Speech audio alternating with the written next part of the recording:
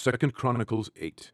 And it came to pass at the end of 20 years, wherein Solomon had built the house of the Lord, and his own house, that the cities which Huram had restored to Solomon, Solomon built them, and caused the children of Israel to dwell there.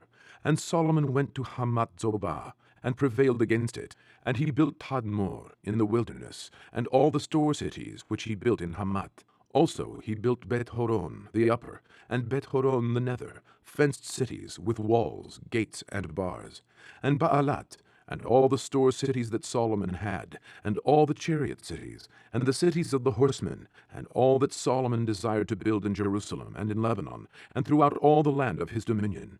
As for all the people that were left of the Hittites, and the Amorites, and the Perizzites, and the Hivites, and the Jebusites, which were not of Israel, but of their children, who were left after them in the land, whom the children of Israel consumed not, them did Solomon make to pay tribute until this day.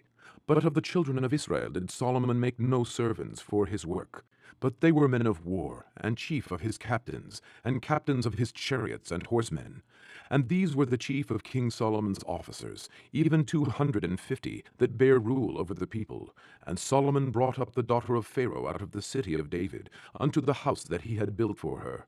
For he said, My wife shall not dwell in the house of David, king of Israel, because the places are holy, whereunto the ark of the Lord hath come.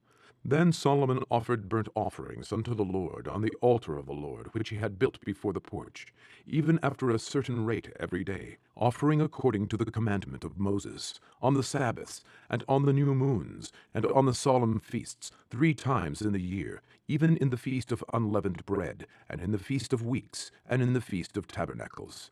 And he appointed, according to the order of David his father, the courses of the priests to their service, and the Levites to their charges, to praise and minister before the priests, as the duty of every day required, the porters also by their courses at every gate. For so had David the man of God commanded. And they departed not from the commandment of the king unto the priests and Levites concerning any matter, or concerning the treasures. Now all the work of Solomon was prepared unto the day of the foundation of the house of the Lord, and until it was finished. So the house of the Lord was perfected.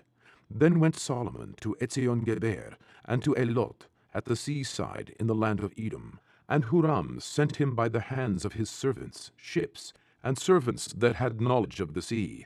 And they went with the servants of Solomon to Ophir, and took thence 450 talents of gold, and brought them to King Solomon.